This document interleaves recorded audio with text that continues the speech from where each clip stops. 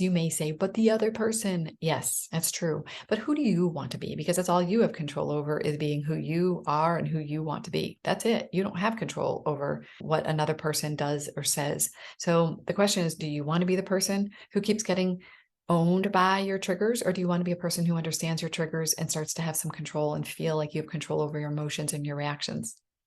My name is Deb Blum, and this is The Whole Soul Way.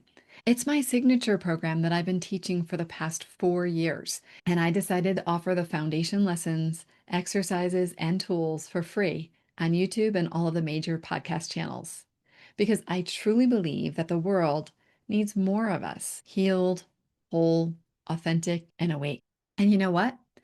I don't want to be a barrier to anyone getting the help that they need. And in fact, I really want to be part of the change. Each lesson builds on the last. So if this is your first time here, make sure that you start at the beginning. This is your invitation. Show up, do the work, and join the movement of souls who are committed to creating a better world, one inner transformation at a time. Let's dive in. Many of you already know this, that triggers are one of my favorite things to talk about, because for me personally, it's been a pathway for me to do massive amounts of healing. I like to think of it as that they're our internal guidance system. They show us things about ourselves that we are ready to look at and heal. I know that some of you know this already, but I'm just going to reiterate my own way that I look at this, is that when we're little, things happen to us.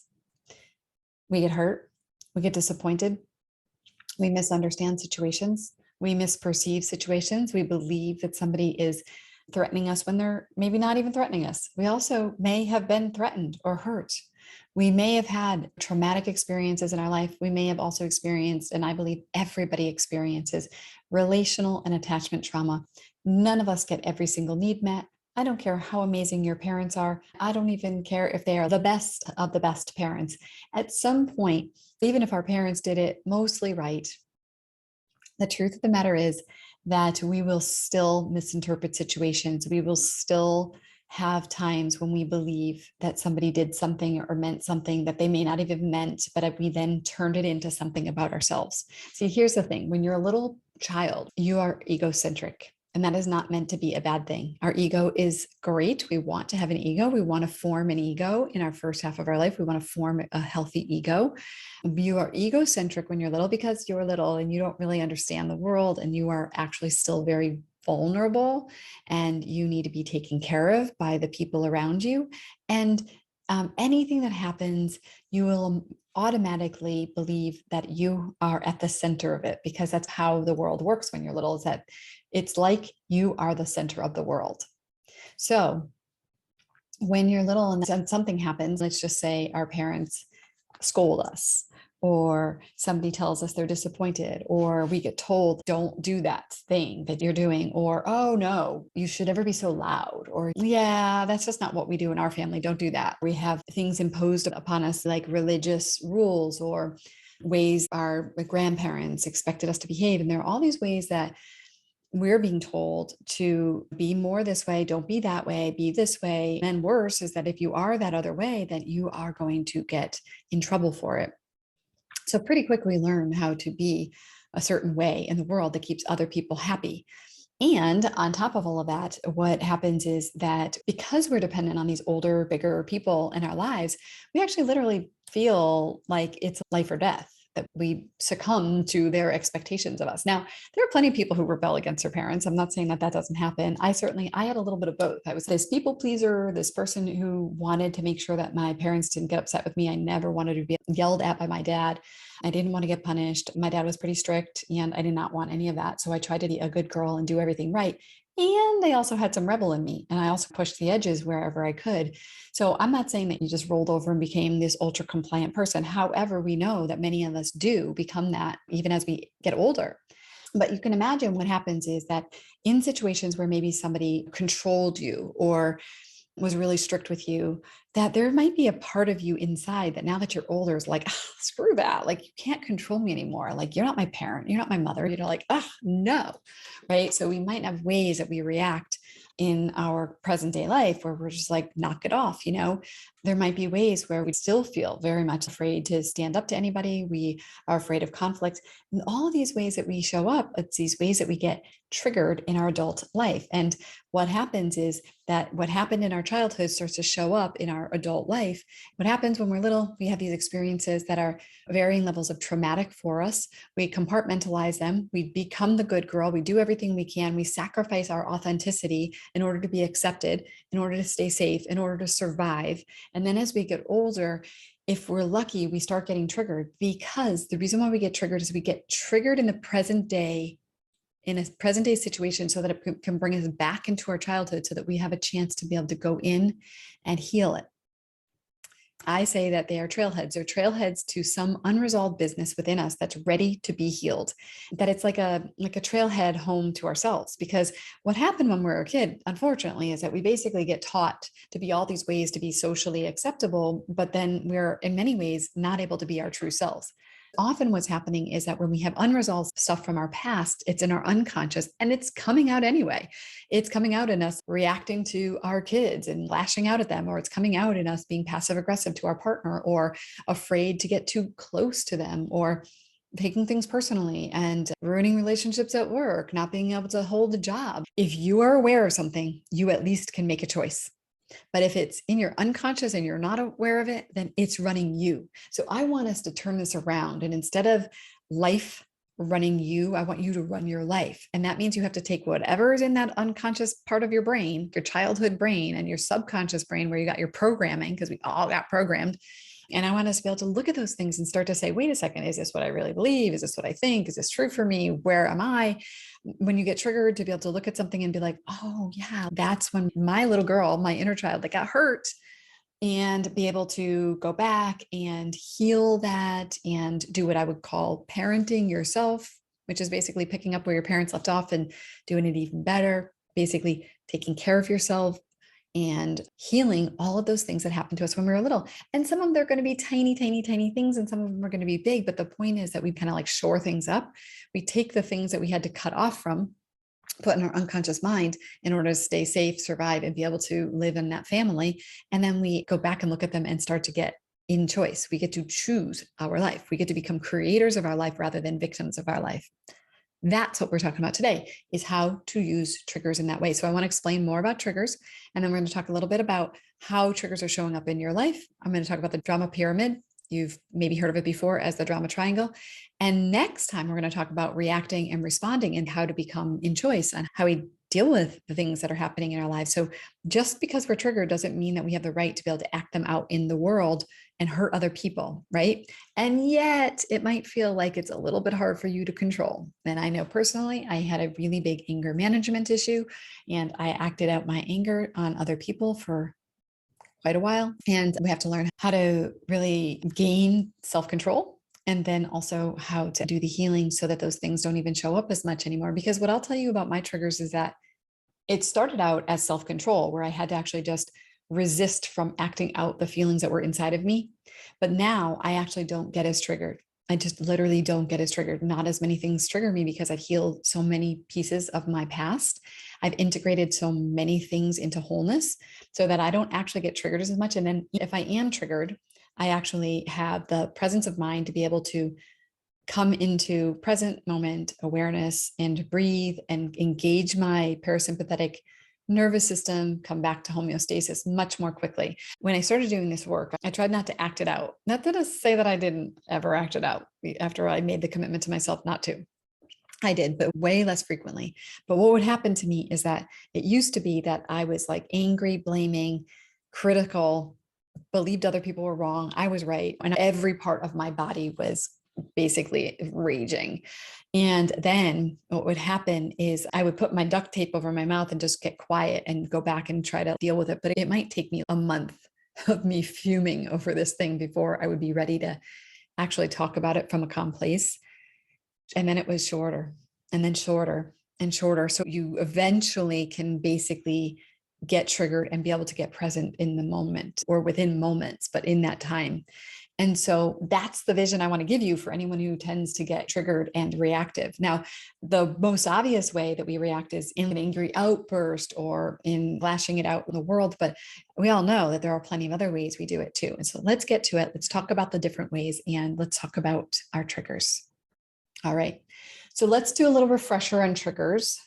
The most general definition of this is basically anything that happens that causes a strong reaction in you or in your behavior. So inside of you or in your behavior. And in retrospect, we often look back and see that that actual trigger seemed like it was a bit disproportionate to the actual situation. When we say that someone's triggered, it means that their nervous system is perceiving a signal of threat in their environment. And I want to just highlight the word perceiving because it doesn't mean you're actually in danger, but it's obviously very important if you are in danger to take care of yourself. The threat signal actually tells your body and your brain to prepare to fight, flee, or freeze, which is your fear response. It's all exactly as it's supposed to be. What happens is our body and brain work together to get us into physical or emotional safety as soon as possible. So even in the best of homes, in the safest homes, we all experience some level of stress, unconscious fear. And because we are so vulnerable, our nervous systems are vulnerable, our hearts are vulnerable and tender. Most of us did not have the right circumstances to be able to metabolize those things that happened in our childhood and integrate it into wholeness. And then we end up carrying this stuff into our adulthood. There's really nothing wrong. It's not like that's a problem. I'm not pathologizing this. I'm actually saying literally, we are so lucky that we have this fear response system that does this, but also it's almost like you see the mismatch. Like fear response system is great.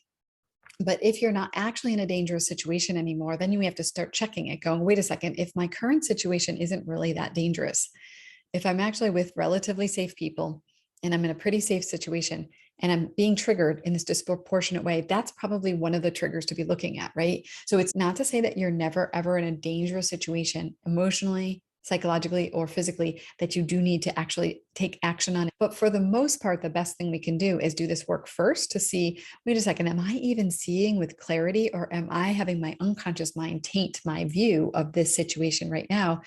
And so let me clear it up first. And then once we do, now you can't do that if you're in a literal dangerous situation. If someone's actually chasing you, well, then please, let's mobilize, right?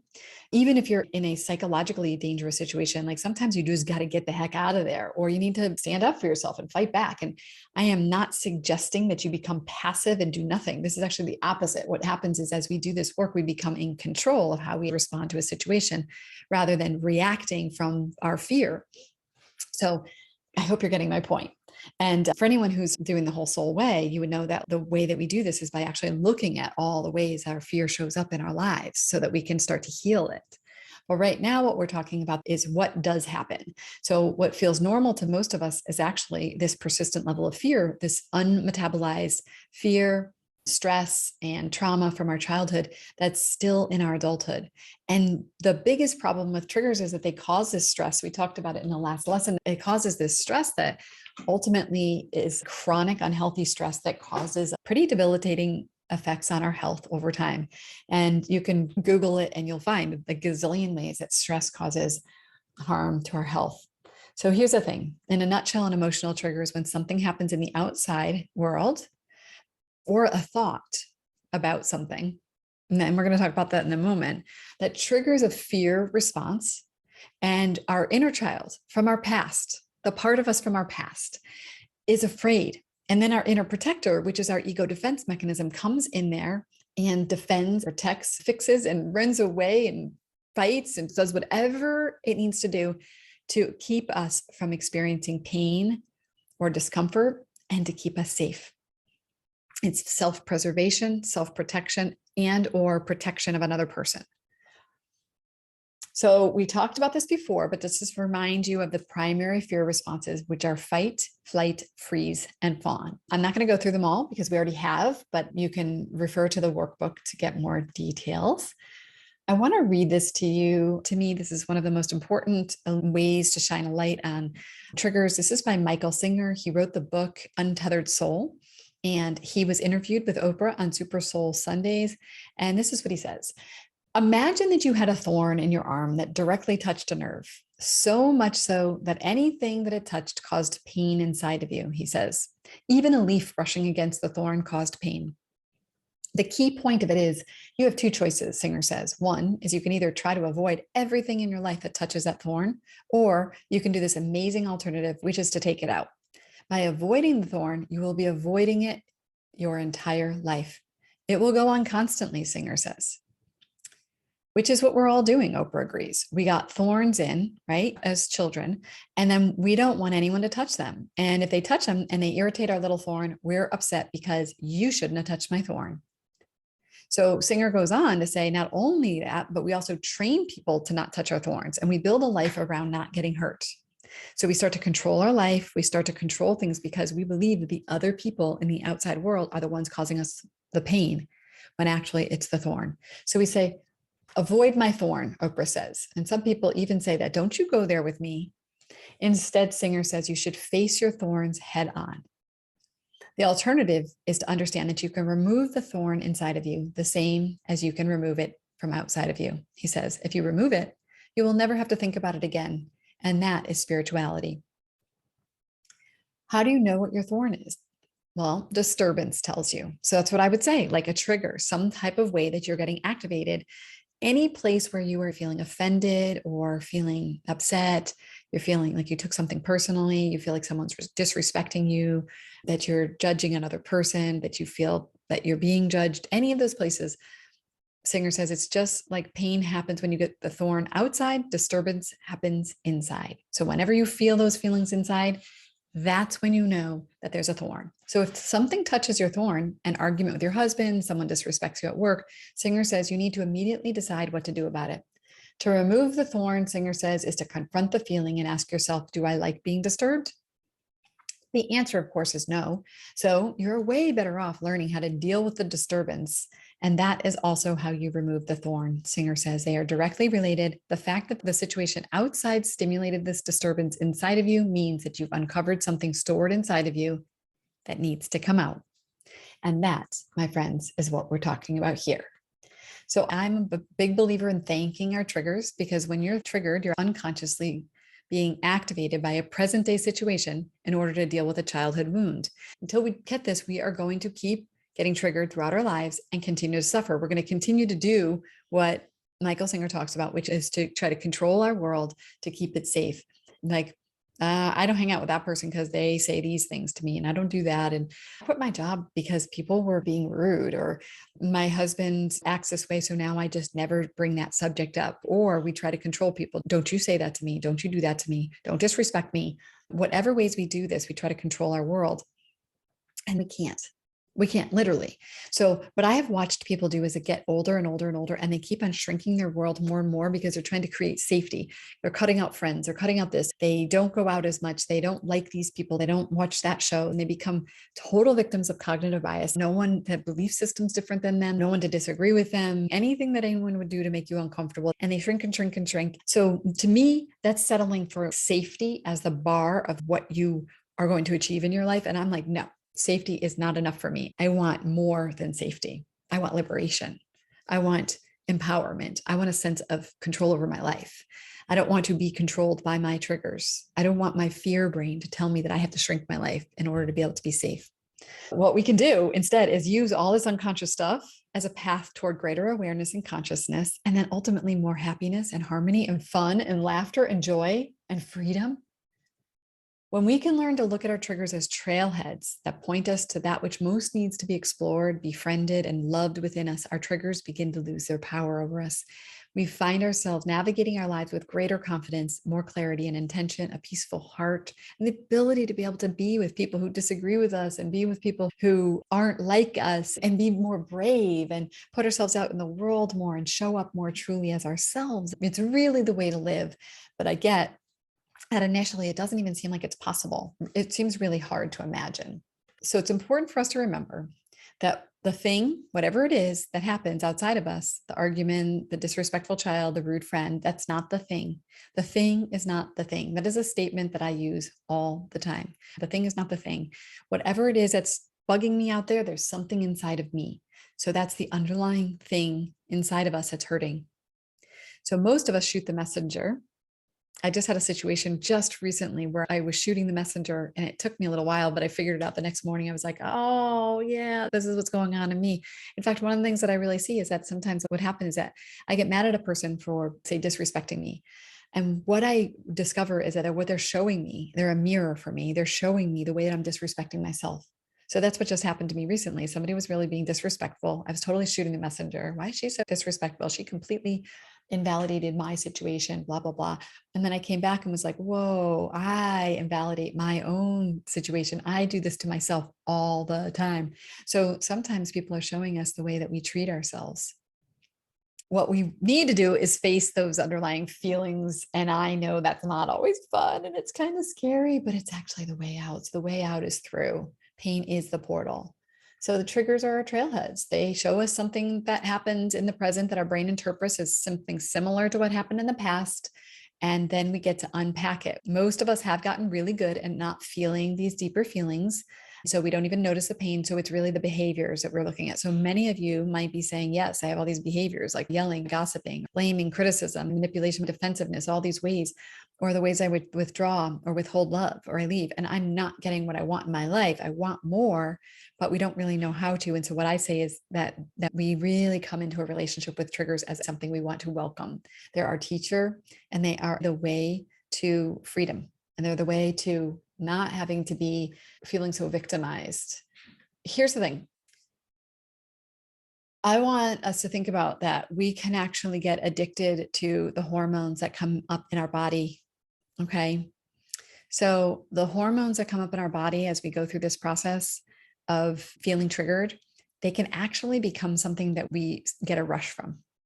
So I want you to just check in with yourself and see if you feel that there's any possibility that you're kind of addicted to that, like adrenaline in your body, that cortisol. And so maybe unconsciously we start to actually, like, there have been people who I know who had chaotic childhoods, and when they are adults, they end up in a lot of chaotic situations. And it's almost as if that's what they're used to. So it doesn't feel normal. When they come into a peaceful state, they actually don't feel good. They feel like something's wrong and end up creating drama in their lives to get that rush of energy. And they kind of become addicted to the life that they don't even want. What can happen is we can start to trigger the fear response in ourselves, even by thinking of scary situations or thinking of problems or worrying or going back into the past and being like, I wish I didn't say that. I wish I didn't do that, or thinking into the future and catastrophizing. And that can trigger our fear response. So we can actually not only become addicted to the feeling, but we can become addicted to our thoughts, because our thoughts actually can turn on the stress response.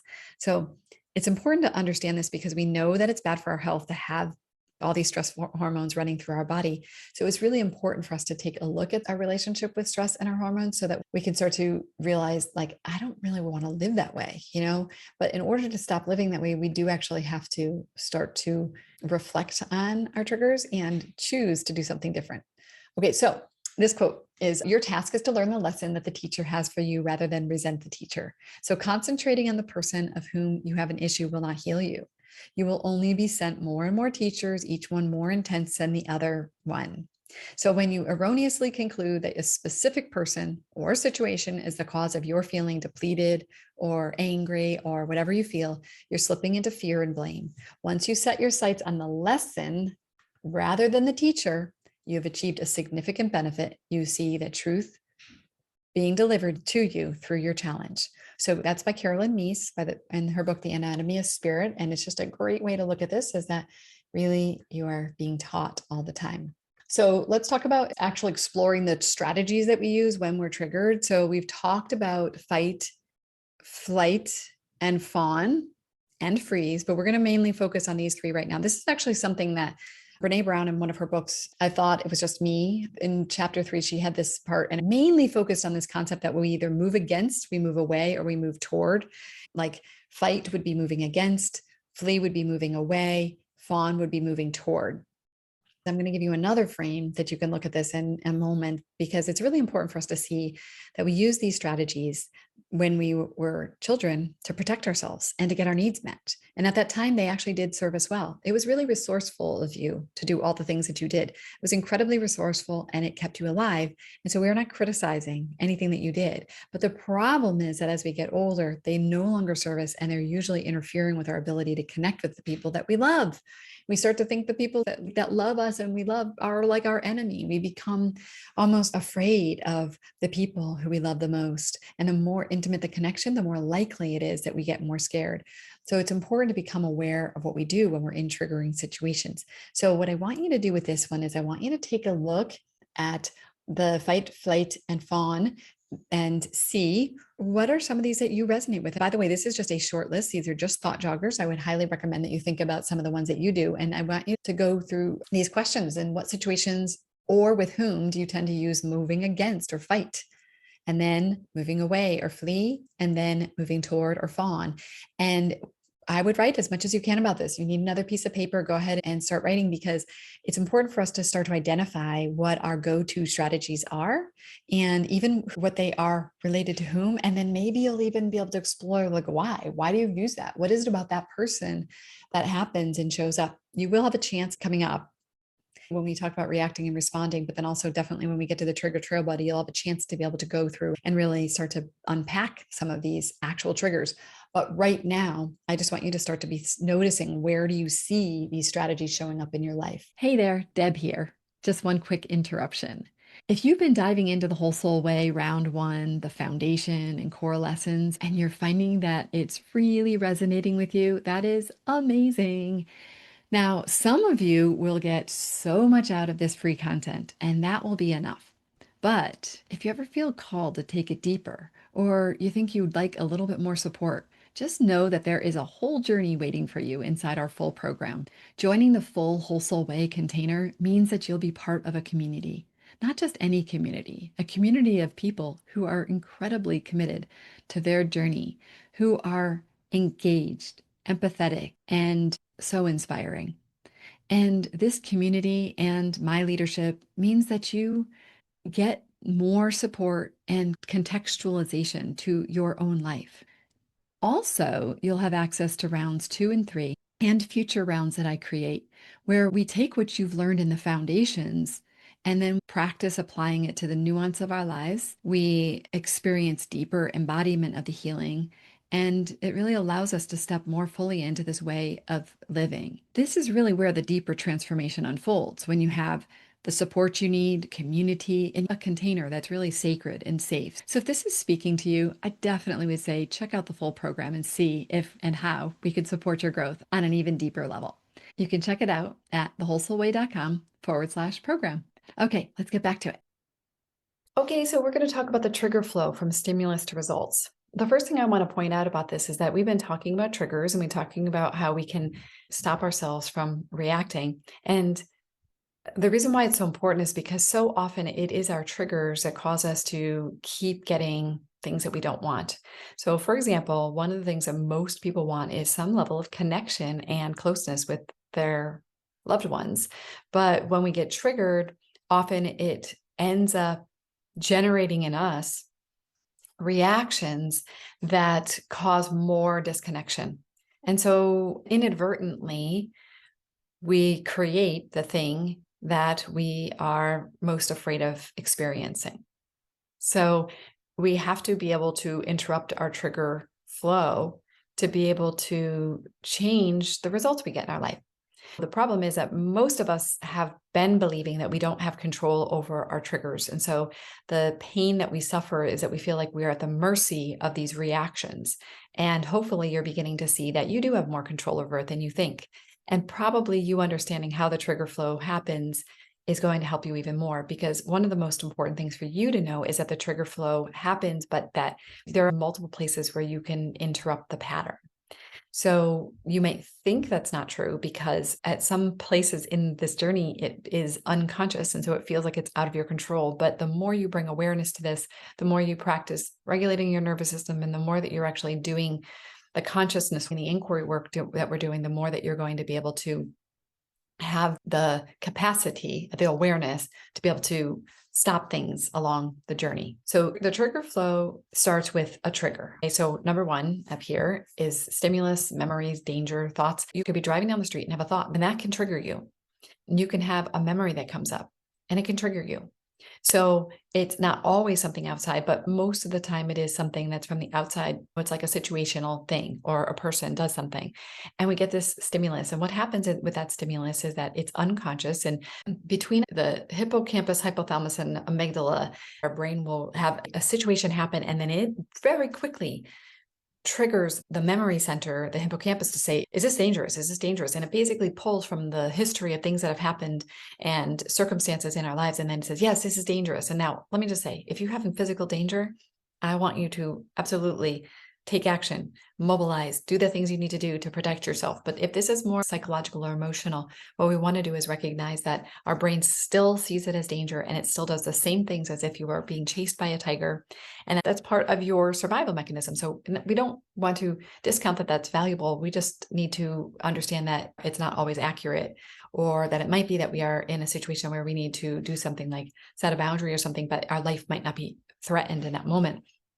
And so we have to recognize that on an unconscious level, our brain is finding these things and bringing it together as like, this is dangerous and you need to be afraid, when deep down it's fear of being rejected, or fear of being abandoned, or fear of being hurt emotionally. And so our inner protector is like, alert, alert, alert. And it does this thing, right? So it is relatively unconscious, but at that moment, you can eventually bring conscious awareness to say, I notice what's happening right here and I'm going to do something different. Okay. But usually what happens is we do get to 2, which is that it then generates these emotions and body reactions inside of us. Again, these are unconscious. So the connection happens in our brain, and all of a sudden it's like, this is dangerous or scary or so sad or I'm so hurt. In addition, now the hypothalamus, it's now sending a flood of hormones through your body. So now you're also getting this feeling like, I have to run, I have to do something.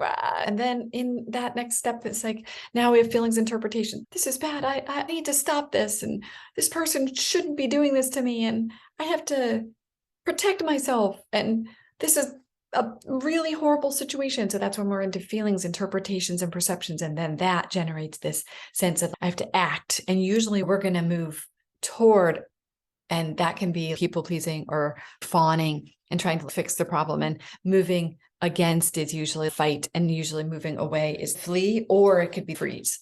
But then the next thing is, after we've acted, we've run away, or we've gotten into a fight with somebody, or we've gone into abandoning ourselves and being like, how can I make it better? What I do? I'm so sorry, whatever those things are that we did, that the actions are usually our defense mechanisms, our coping mechanisms, our strategies for trying to stay safe, right? Then 20, 30 minutes later, all of a sudden we're coming back into homeostasis and our body's starting to settle. Now, sometimes we get stuck in it, and you might find it could be like a month before you're out of your trigger experience. That's usually because you've gotten stuck in 3. You've gotten stuck in feelings, perceptions, interpretations, and you're stuck in the drama triangle. And you're basically taking your feelings and your thoughts from 3, and they keep going back to number 1 and re-triggering you. And you're in this loop of basically 3 back to 1 and over and over and over again around there. That's usually why.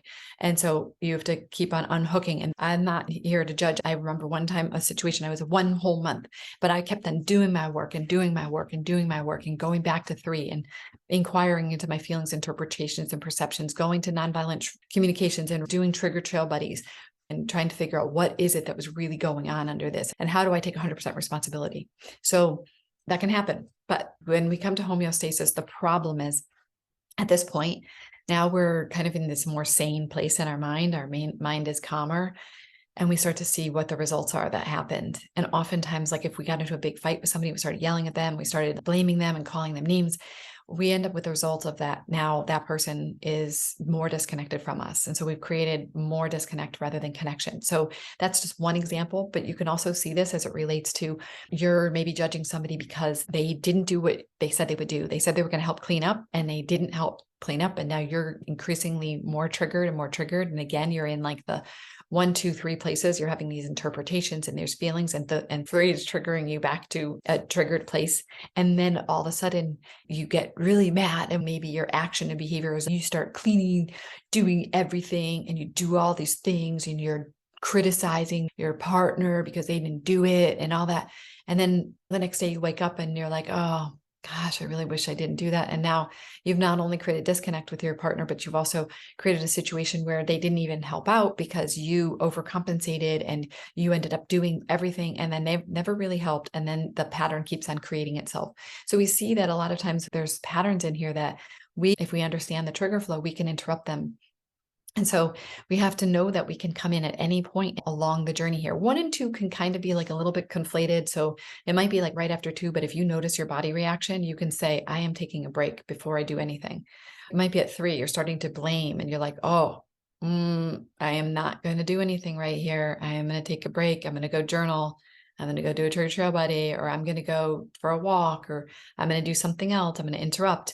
It might be that you get into your actions and your behaviors and you start acting, but you could be in number 4. You could be in the act of the trigger and be like, I am losing it right now. I don't want to do this. Or, oh my gosh, I've completely retreated. And you might say, I'm going to breathe. I'm going to consciously bring myself to homeostasis. And then I'm going to move toward that person instead and say, I'm here. I want to connect. I know my tendency is to want to leave the situation and abandon you, but I don't want to do that this time. So I'm going to breathe and try to connect with you. So every one of these steps along the way, of course, once you get to homeostasis and the results, that's really kind of reconciling what the heck happened now. But point is then after results, you can reconcile there and say, I'm going to do the work so that I'm not as triggered in the future. So I don't get to number 1. Okay. So this is an important thing for you to understand so that you can be making these decisions and choosing alternative ways to act. To when we get to 6 and we notice, wow, that triggered me, we get a great chance to be able to go in and do a trigger trail buddy and do some work on it and really own our stuff, including going into the show up piece of the trigger trail buddy, which will be coming out in step 6. Let me just see if there's anything else I wanted to say. So yes, just know that you are empowered to take action at any one of these steps along the way. And yes, you may say, but the other person, yes, that's true. But who do you want to be? Because that's all you have control over, is being who you are and who you want to be. That's it. You don't have control over what another person does or says. So the question is, do you want to be the person who keeps getting owned by your triggers, or do you want to be a person who understands your triggers and starts to have some control and feel like you have control over your emotions and your reactions? That's the big question at the end of the day. Okay, hopefully this was helpful. And post in the comments what you think about this and your experience of going through the trigger flow and understanding your way that you flow through it. And that does bring me to one thing, is that this isn't a perfect science, okay? Because this is generally how it goes, but you may find for you that you have different words for this or different ways that you interpret it. And that's okay. You can make this your own. What we are doing in the Whole Soul Way really is learning how to get very present with our experience, right? Like not to dismiss our experience, not to negate our experience, but to be able to be really present with it. Because when we're present with our experience, and that includes our feelings, our needs, our fears, even our thoughts, anything, it doesn't matter. Nothing needs to be rejected. It's about becoming aware of it and being present. And that means that we have to practice, right? We have to practice sifting through all of those things that keep us from being present, the ways that we cope with life, the ways we distract ourselves, the way we avoid ourselves, the way that we make ourselves wrong, the belief systems we have. And none of them are wrong or bad, but they do keep us from being in the present moment. And what I want to talk about is this idea that the first thing that happens in our body when anything happens, like when we are upset about something, or when we feel joyful about something, or when we are triggered by something, is there's a physiological sensation, a biological response. I'm going to use this concept of energy in motion. The first thing that happens is below your conscious mind, it's an automatic response, and it is an energy in motion. It's sensations and a reaction in your body. And the next thing that happens is we layer thoughts, perceptions, and stories around that to try to make sense of it, to justify it, and to be able to deal with it. And those things can be accurate, but they are not necessarily accurate. And then what happens is we have a feeling that comes out of that. Now, I have a teacher right now who teaches it the opposite. She says the first thing is a feeling, and then it's a thought, and then it's an emotion. I'm not sure I agree with that, because the energy in motion to me is the thing that kind of is flowing through, and it's the thing we tend to miss actually feeling and dealing with is that first one. Because what happens is we have that first one, and then we have the thought and perceptions, and then we have these reactions to those, like, he shouldn't have done that. Why are they doing it? And then we start going into that we're a victim, we're being betrayed, or that we're being disrespected, or that person is mean. And then we start having feelings that are related to those thoughts. Now, the terminology is less important than to understand how it works. And this is why in the trigger cycle that I have, you can enter in any of these places, right? You can enter in any of them. So the first thing that comes up is that emotion. And as we get more and more present with ourselves, we will get closer to being able to actually be present with that initial emotion. If we can get present with that initial emotion, it actually has really good information in it. What really is desired is that emotion wants to be seen, acknowledged, felt, and believed to be of worth.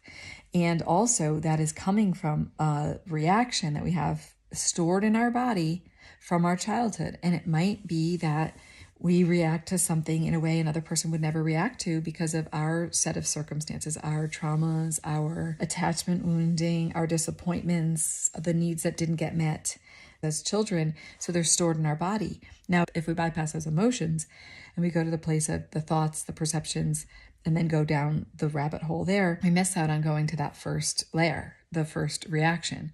I have always been a person who likes to heal on the cognitive level, and I've never really wanted it to be true that my emotions are automatic because I like to feel in control. But I'm starting to open up to this being true because I'm starting to see it more and more in my life, the more present I am with my own experience. And if I could be with my sensations in my body, if I could be with the energy that's flowing through my body and not make it wrong, not have to justify it, not have to do anything, just to be able to say, this is my experience right now. I am feeling anger right now. My heart is racing, my fingers are tingly, and I'm feeling anger. And stay with that emotion. And to first be present with that emotion. What happens is that's the one that I say to you that has an arc of 60 to 90 seconds and usually just kind of flows through us, because when you feel it at the primary feeling level, that first emotion, it is energy in motion. It comes through your body and moves through. It's actually all of the stories and the perceptions that are the ones that take us down. Okay, so the first thing is, can we become present with that? Well, the reason why it's hard to do that is because we've been taught all these ways to cope and to not feel the feelings, to not go into the hole and feel the actual feelings, and not to be with that inner child part. So the work that we're doing is to continue to get closer and closer to that. People will say you have to remember the past. I actually think what's more important is to feel the sensations in our body, to allow them to flow through us, and then to feel that emotion. And then I believe, as you know, that I also believe you have to be able to take action. But in that moment, what is called for, what is desired, is to have the self-compassion and that self-love for the inner child part of us, the young part of us that felt those feelings and went through that experience when we were little. So being able to say, oh, I accept this. I accept it. I'm with you. We're not alone. Let's feel this together. I can handle it with you. I'm an adult now. I'm going to feel this feeling with you together. And that process starts to metabolize it and starts to integrate it into our bodies and our beings.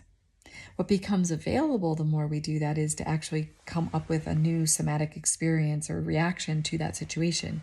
So I am not saying belief systems shouldn't be changed. There are lots of belief systems that we could change, and that's why the lovely story can be really helpful.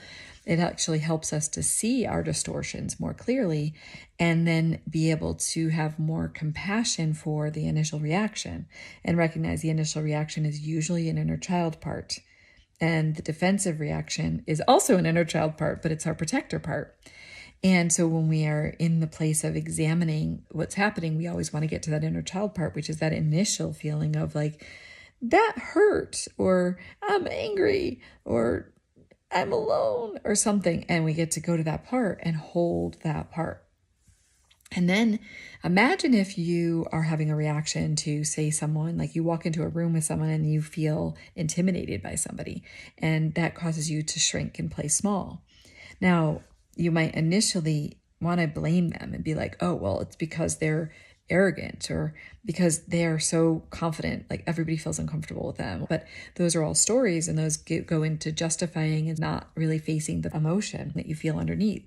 But imagine if instead you go to that part and you say, I felt intimidated. I felt small. And it made me actually go into playing small. And then that feeling felt yucky and I didn't want to feel that anymore. So I sort of resisted it, or I fought against it, or I left, something like that. We had like maybe even not an extreme, but at some level of fight, flight, freeze, or fawn response. Or maybe we go along with it and we start to become who we think that person wants us to be or something. And so we people please. The thing is that if we could go to the initial emotion that we had and then be with our inner child part there, we get to heal her at that root level, at that deeper level. But then imagine if what we do is we start to conjure up a thought of a time when we felt really confident. You've probably heard people talk about people who's going to be in a group setting and they do things like stand in front of a mirror and they go into like superwoman pose or something like that, or they roar to stand in their power. And there's proof that people have said if you change your actual body position and make it bigger, that you actually feel more empowered.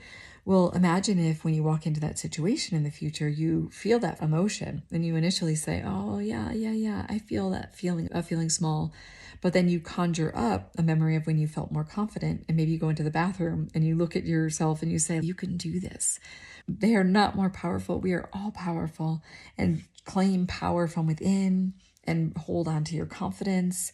And you feel that in your body. You feel that sensation of what it feels like to feel confident. Maybe your heart starts to open up. Maybe your shoulders come back, and maybe you have a little glow in your eye or something. You could feel it all shifting. And then you walk out with that energy. You start to shift on a somatic and also energetic level. So there are many levels we can heal at, and I don't want to discount healing at changing behavior or changing thoughts. Those are all great, but sometimes they're not available to us. And if we go to the feeling place, we can oftentimes make those changes in another way. And maybe, I don't know this for sure, but possibly in the most direct way. But it's hard to get there because I'm only just now really starting to get this idea that if I can stay present with my feeling and never make myself wrong and basically be like, this experience, what I'm feeling right now is really, really valuable and worthy and it's important, and I get to be present with it, that I can heal there. I mean, that is really changing things for me a lot. I want to say the difference between impact and intention, and this is where it gets a little tricky because a lot of people, what will happen is they feel something in that moment. And then even if they don't go into full-blown story, there's some way that they feel that the other person is the perpetrator, right? Like, for example, if you walk into a setting and somebody feels no longer comfortable and then you start walking on eggshells, well, you think, well, they're the one that is not making me feel safe. So we have to recognize that that person has their experience and we have our experience. And the only thing we really have control over is our experience. And I know for me personally, I don't want to be walking around as a victim in the world. Like, I don't want to walk around and feel like if somebody else has energy that doesn't feel safe, that it then makes me feel like I have to walk on eggshells or I have to play small. I want to come in and deal with what part of me feels that way. Even if that person is that way, maybe it's more like, I'm not available for this. I'm leaving this situation, right? But I might not have felt the courage or the strength to be able to do that because I felt so unsafe inside of me. Well, I want to get to the place where I feel safe enough to be able to say I'm not available to that, or to be able to say something else to that person, stand up for myself or other people. And in a way that is conscious and intentional, not in a reactive way. The best place we can go to is how we've been impacted. Once we go to how we've been impacted and not make it about the other person and not make it about that we're a victim or that they're bad or that somebody else is doing something wrong, even if there's all kinds of evidence to support it, we first come internally and we do that work to feel those initial feelings. We then can come out with much more clarity and from a place of our own inner strength to be able to know the right action for ourselves. And that could be that that friend isn't going to be somebody that we hang out with anymore, or that in that very moment we stand up for ourselves, or maybe we no longer notice it anymore because we're coming from the place of our own internal power. So we're not as intimidated or bothered or threatened by them anymore. So when we start on how we're impacted, rather than questioning what their intentions were, thinking that they intended to hurt us, it's always about both. But the only thing we have control over is our way that we show up in the world and our intentions and the way we are impacted, and then dancing with other people as people share with us how we impact them. But the place we have the most control is in how we've been impacted. And to come in and assume that the way we've been impacted has more to do with our childhood, our wounding, our perceptions, our belief systems, our somatic experience and our biological survival system and our fear and all that, right? Believe that it comes from there first, so that then we can step into the place of seeing more clearly and being able to see what's next and what steps we need to take for new action.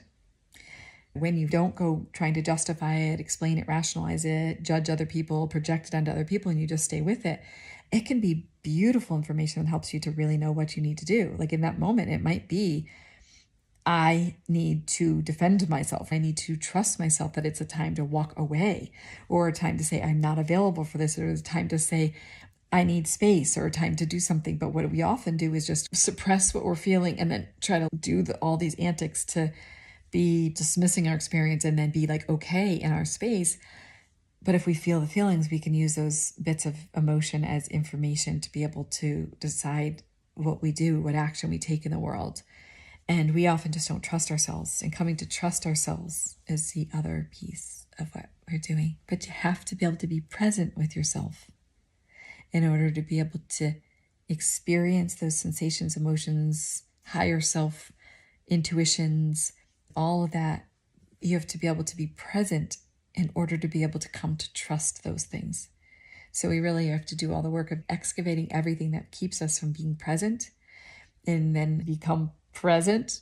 Once we're present and we actually feel those feelings and we acknowledge them, accept them, value them, consider them to be worthy of being present with, and then we begin to navigate it in a way where we start to come into trusting ourselves. And that's when the magic is happening. When we are present, we're loving and compassionate toward ourselves, and we trust ourselves. And that's when we start to be aligned and acting in alignment with what's true for us. So I want to know what you think about that. How does it land? This is a deep, potent message, but I'm hoping it gives you some bigger context for what we're doing here. All right, we're going to talk about the drama pyramid. So there's a drama triangle, which you may have heard of. There's a guy, Stephen Cartman, did the drama triangle. It's totally a drama triangle, except for that some people talk about that we go from one role to another. But I really feel like what we really want to talk about with the drama pyramid is the way that we can actually get out of this. So let me tell you more about it. The drama pyramid describes the more common way and ways that people interact with one another, which stems from all of our unconscious desire to feel safe and right. And to feel, to some degree, to feel respected and to feel like we're connected, right? As we heal from our past, we become aware of our role or our position in this triangle or this pyramid, and we can begin to shift out of that and into the present moment. The way we step out of drama, and I just described drama in the trigger flow, is to become aware first and to engage our prefrontal cortex. So to come out of our amygdala into our prefrontal cortex and to step into our inner adult, to consciously choose to disengage from the drama triangle and to take 100% responsibility and speak whatever we're feeling, fearing, and needing. Okay, so let me show you the picture. So what happens is this. We have these three roles that we actually have four, but we're going to talk about the three in the corners of the triangle. Okay, it's the persecutor or villain, the hero or rescuer, or the victim or the helpless one. Okay, so if you go to almost all of your relationships, you will probably begin to see that in every situation, there's a villain, there's a hero, and there's a victim. So let's just picture a scenario. So let's just say that you're getting ready for dinner and your child comes in and says, I don't like that. I don't want that. I don't want that for dinner. So in that moment, your husband, in an attempt to protect you, becomes the villain. Well, that's not okay. You're going to eat that dinner. Your mother made it. And you come from the place of like, oh my God, he just made my son the victim. And so you come in as the hero. No, it's okay. It's okay. I understand you don't like it. I'm happy to make you another thing or something like that. Right. So then maybe your husband moves into the victim role of like, why do you always do that to me? You're dismissing me. You don't care what I have to say. And then he's pouting and he's kind of like, see, I shouldn't ever say anything. I shouldn't do that. And then maybe the son comes in and he's the hero. Dad, I understand. I'm really sorry. Like, I know I shouldn't do that. And I won't do that anymore. And what can I do? Do you want me to make you your dinner? Do you want me to get you your food? It's okay. It's all right. I'll eat what we're having for dinner. It's okay. And then you see that we're all kind of moving around in these different roles. And that's what more normal behaviors look like. Let's just imagine another way that could have gone, right? Which is the boy comes in, he says that he doesn't want that for dinner, and dad just takes a breath and he says, I notice myself feeling a little bit of agitation when you come in and do that, because I really feel like mom works really hard to cook dinner. But tell me more about what you're thinking and feeling. And then he's like, well, I don't like that. I used to like it, but I don't like it anymore. And I wish that we wouldn't have it for dinner. And then mom says, well, I hear you and I know you don't want it tonight. And would you be willing to eat it tonight? And then I will try to not make this anymore because I realize that you really don't like it. And I sort of forgot that you don't like it. And so I own that part of it. But would you be willing to eat it tonight? Maybe I can add a little something else to the meal so that you can make sure you're full. And then everybody just spoke what they were feeling and needing, and nobody really had to get mad, but we all owned our feelings, fears, and needs. And that was a super oversimplified example because that this can get pretty heated. But basically, the villain is the one that basically attacks, blames, hurts, and judges. And I would say that the villain is usually the fight response, the moving against the hero or the rescuer. I know for me, I have a big rescuer in me. I have a big hero, and that comes out a lot for me. And I think that's people pleaser. That's Fawn. And it's usually the person who wants to be the good guy and the helper. And then we have the victim. And the victim is the helpless one, the one that's often in flee or moves away. It's the person who starts to feel like they're inferior and they're helpless. We all do kind of gravitate to one of these in many ways in our life, but often we are bouncing around between all of them. We don't stay settled in one. It's usually in any given conversation, we could be shifting around in different roles. But what you see is that when you're in these roles, you are positioned in ways that you are trying to protect yourself or others. And it's the drama triangle because there's always drama when you're in this triangle. But when you choose to step out of, or what I would say above, so what I would say is that it comes up, the triangle comes up to the top of the pyramid. You're standing at the top of your mountain and you're looking down at the situation. You're like, wait a second here. And I don't mean in a patronizing way. I mean, you're looking down at it going, what is going on? I want to see what's going on. And you bring yourself into the point of the present moment. So usually when we're in the victim, the villain, or the hero roles or positions, we're usually protecting ourselves. We're usually in a story that they shouldn't do this. Like the boy should not be doing that. And then the mom's like, you shouldn't be doing that, husband. And then the boy's like, I shouldn't have done that. And we're all in this blaming, critical, either self-critical or critical of the other person, judging, blaming, right, wrong. I don't feel safe right now kind of place. And we have to step, I think, either deeper inside of ourselves, you could describe it, or above the situation or in the present moment, rather than on the timeline of future fears or past worries. We have to get in the present moment. And also out of the idea that we need to control other people, and out of the idea that we are supposed to be taking care of other people. So we only take 100% of responsibility, no more or less. Out of the place that we are the victim and that we need to be taken care of, and out of the place that we want to hurt another person or hurt ourselves. And we come into the place of that we matter. Because what the deepest wound that we all experience is this idea that we don't matter, like that the way that you're acting is somehow I'm not important. And what we're all really trying to say is, can you please love me and see that I'm important and I'm valid and that you care about me and that my voice matters, even if it disagrees with you. And because we're afraid that we don't matter, and we're afraid that we're not worthy, and we're afraid we're not lovable, and we're afraid other people aren't going to hear us, we fight our way in it. We go into drama instead of dropping into that more vulnerable place where we take responsibility for ourselves and we breathe.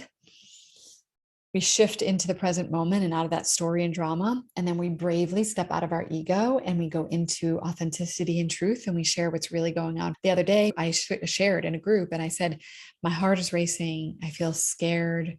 I'm afraid to say what I want to say right now, but I want to say it because I don't want to withhold what's going on with me. I want to be honest about it. And so I bravely shared what was true for me, what I was afraid of and what I was feeling and what I needed. I was vulnerable and I was authentic. And then I had to deal with that and generated a feeling in that woman. And she had to come back to me and talk to me about how she felt. And it was much more uncomfortable and difficult. But in the end, it's so much more freeing. It takes way less time. There's way less drama, way fewer people who are upset. It's coming from, I'm going to speak what's true for me. And it doesn't have to be true for you. And you don't even have to agree, but you can hear me and I can hear you. And we can both try to empathize with each other. We can try to understand each other. But mostly at the end of the day, it's like I almost am like taking a stand for myself, whether other people agree or not. I'm saying like, I matter and I have a voice and I'm going to speak my voice, even if you disagree with it, dislike it, or disappointed by it. And that doesn't mean that I'm being a jerk about it. I'm just owning my own experience. And that's what being present really is owning your own experience. So getting out of the drama triangle or the drama pyramid is really one of the most amazing things that we can be working on. And I wanted you to see it because I just wanted you to see how it plays out in relationships, because we're all affecting each other. And you can see how when you're in triggered states or when you're in drama triangles or drama pyramids, what's happening is you're ending up in these places where everything is a battle. Our egos are fighting up against the other's egos. We're always in this tension and we're almost always in a heightened stress and fear response. Let's talk about the body sensations when you're triggered. So in my opinion, one of the best ways to be able to know we're triggered is to get to know what our sensations are. So yes, you can get to know what your behaviors are, but here's the problem with that one is that once you've acted out a behavior, you've kind of already gotten yourself into that process, right? And it's harder to get yourself out. So then you're usually having to go back and retrospectively evaluate it. Super important, not going to lie, that is really important. But the more we can catch the body sensation in the moment, the more likely we are to be able to do something different in that moment and pause and be able to go back and later address it. So what I want you to do this week is pay attention to when you get triggered, what are the things that you notice that are in your body? Like for me, I notice my heart starts beating so hard that I can hear it in my ears and feel it in my entire body as if my heart is actually beating my physical body. I almost always get a little bit of a cool, tingly feeling in my arms. My breath changes. I feel like I get tunnel vision, like I don't actually see what else is going on. And sometimes I get sweaty and I almost always get tension.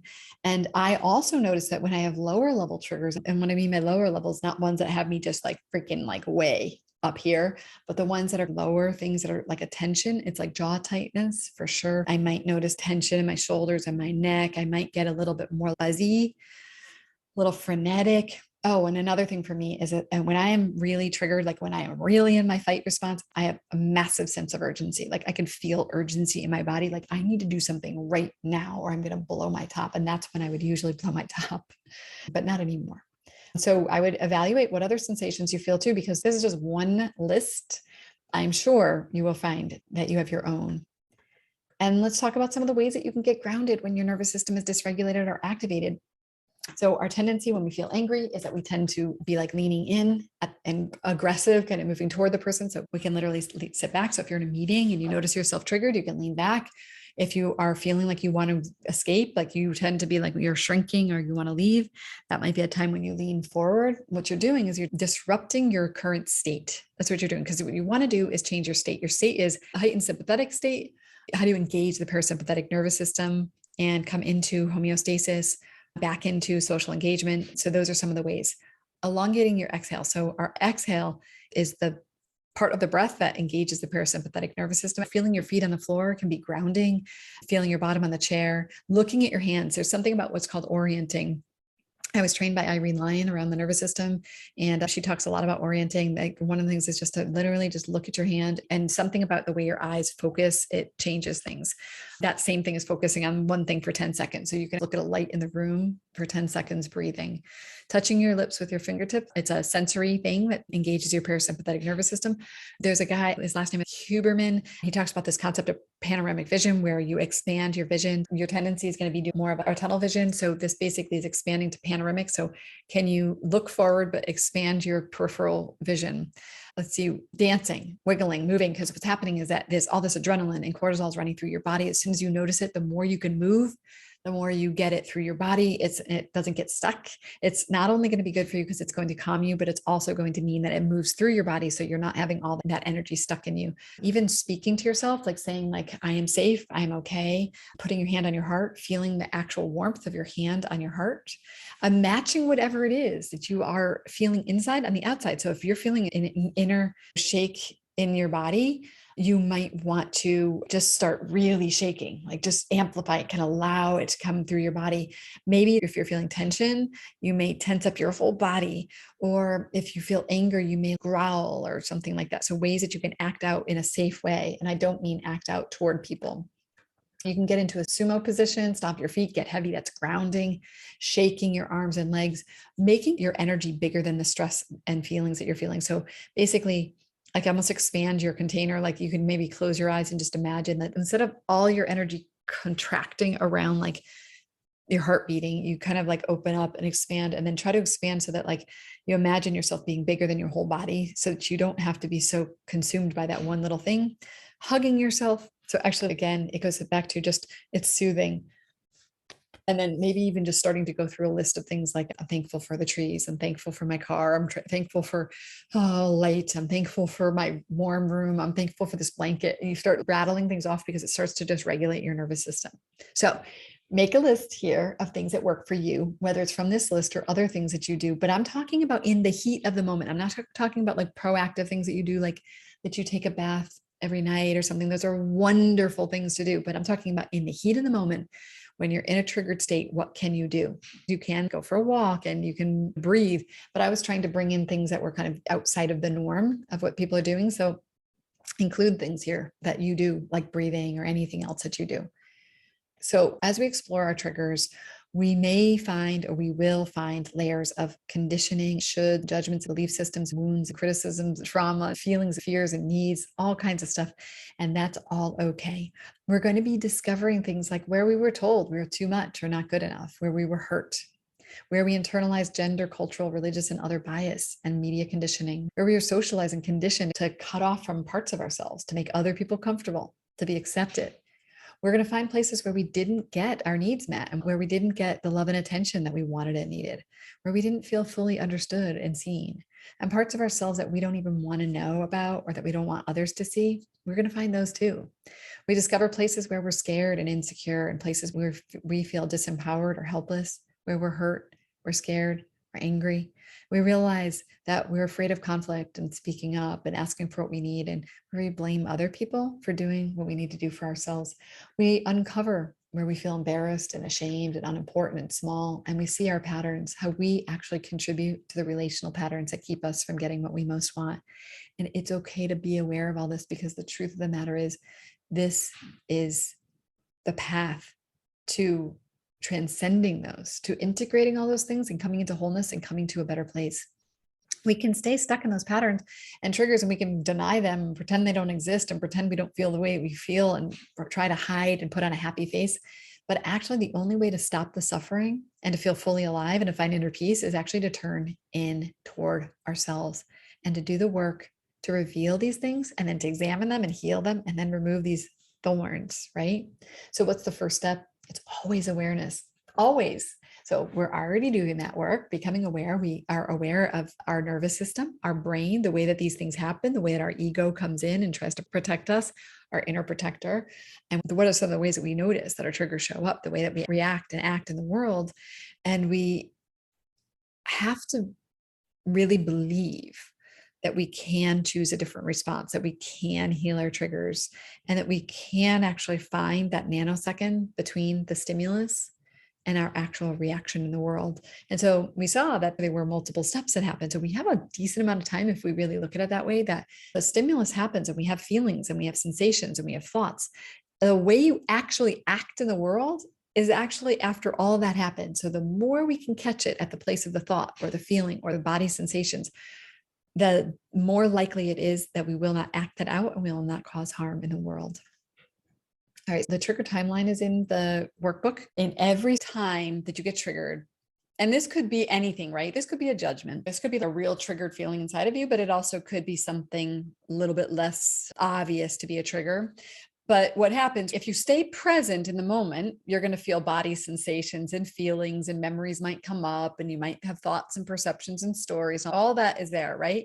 I don't know if you've ever heard anyone say this before, but what usually is happening is that 80% of the situation is from the past and 20% is the current situation. So 20% is like, maybe Sarah legitimately did pick up on somebody who was judging or saying something. And then that turned into 80% of like, oh, the past and all the fears and all the ways that you are judging yourself and all of that. So we have this triggering situation, and everything to the left on the screen is the past stuff.